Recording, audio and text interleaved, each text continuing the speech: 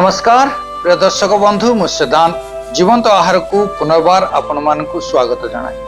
आसंतु प्रत्येक दिन परी आज मध्य आंभे माने किछि बाइबल अंश को पाठ करिबा ताकु ध्यान करिबा पुणी आज दिन निमंते प्रभुंकर रब शुणी तदनुसार बंचिबा को चेष्टा करिबा। आज ध्यान निमंते प्रथम करंथिय 2 पर्व 1 पद ठारू 16 पद निया जाइछि। आज मुख्य प्रसंग आत्मा को लोक माने।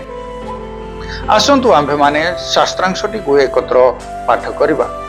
एठारे प्रकार लिखा जाए, अतएव हे भाई माने जेतेबेले मु तुम्भ मानक निकट को जाइथिली सेतेबेले ईश्वरंको निगूढ़ तत्व वक्तृता किंबा ज्ञानर उत्कृष्टता सहित जे तुम्भ मानक निकट प्रचार करिथिली ताहा नुहे। कारण जीशुख्रीष्ट अर्थात क्रूसरे हत जीशुख्रीष्टଙ୍କ बिना तुम्भମାନଙ୍କ ମଧ୍ୟରେ ଆଉ କୌଣସି ବିଷୟ ନ ଜାଣିବାକୁ ମୁଁ ମନସ୍ଥ କଲି। ପୁଣି ମୁଁ ଦୁର୍ବଳତା ଭୟ ଓ ମହାକମ୍ପ ସହ ତୁମ୍ଭମାନଙ୍କ ମଧ୍ୟରେ ଥିଲି। ତୁମ୍ଭମାନଙ୍କ ବିଶ୍ୱାସ ଯେପରି ମନୁଷ୍ୟର ଜ୍ଞାନ ଉପରେ ସ୍ଥାପିତ ନ ହୋଇ ଈଶ୍ୱରଙ୍କ ଶକ୍ତି ଉପରେ ସ୍ଥାପିତ ହୁଏ, ଏଥିପାଇଁ ମୋହର ଶିକ୍ଷା ଓ ମୋହର ପ୍ରଚାର ଜ୍ଞାନର ମନୋହର ବାକ୍ୟଯୁକ୍ତ ନ ହୋଇ ଆତ୍ମା ଓ ଶକ୍ତିର प्रमाण युक्त होइथिला।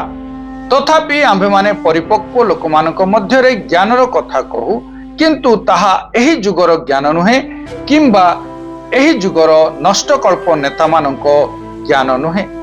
मात्र आंभे माने निगूढ़ तत्व स्वरूप ईश्वरंको ज्ञानर कथा कहूअछु।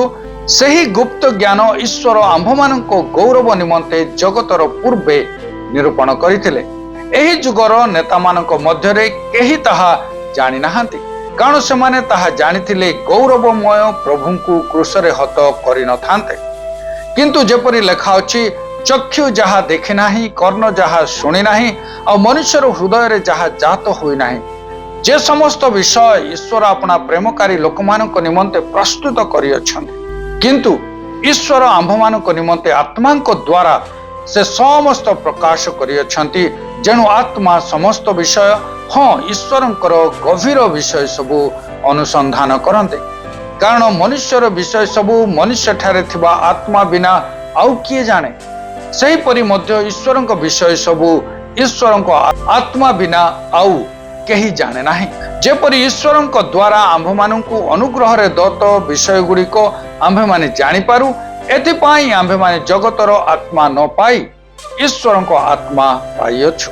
सही समस्त विषय मध्य आंभे माने मनुष्यर ज्ञानर शिक्षा द्वारा वाक्य रे कहि न थाउ, मात्र आत्मिक विषय सबू आत्मिक विषय द्वारा बुझाई आत्मांक द्वारा शिक्षित वाक्य रे कहि थाउ। किंतु सांसारिक मनुष्य ईश्वरंक आत्मांक विषय गुड़िक ग्रहण करे नाही, कारण सही सबू ताहा निकटरे मूर्खता, पुणी से सही सबू बुझी पारे नाही।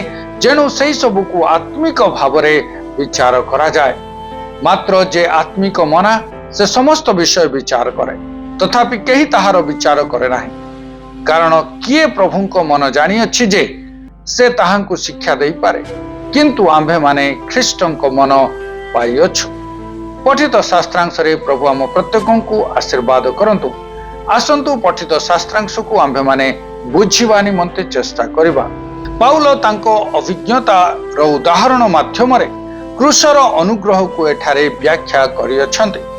पाउल भ्रांति जुक्तिकारी परी लोकमानक कथा किंबा ज्ञान उपरे निर्भर करते नाही, बरं दुर्बलतारे केवल ख्रीष्ट जीशुंक विषयर प्रचार से करते।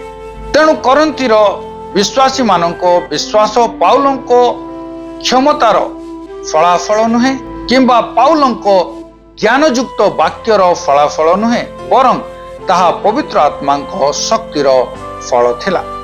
ख्रीस्टियान माने ईश्वरंक ज्ञानर अधिकारी थिले, जहाकु मानव क्षमता बा मानव ज्ञान माध्यम रे अर्जन करा जाई पारिबो नाही। ईश्वर विश्वासी मानकु ईश्वरंक द्वारा प्रदत्त अनुग्रह एवं दान प्रकाश करिबा पाई पवित्र आत्मांकु प्रेरण करि अछंती। एवं जे माने पवित्र आत्मांकु पाइथिले से माने ही ईश्वरंक कार्य गुड़िक सठिक भाव रे जानि पारिले, ओ जदि पवित्र आत्मा आंभ मानक मध्यरे अछंती से आंभ मानकु समस्त सत्य मध्यरे कढ़ाई नेबे। आज शास्त्रांश ईश्वर किए अटंती आसतु आंभे माने चिंता करिबा। 10 रु 14 पद अनुसार पवित्र आत्मा आंभ मानू ईश्वर को ज्ञानर कथा सबू शिखाते।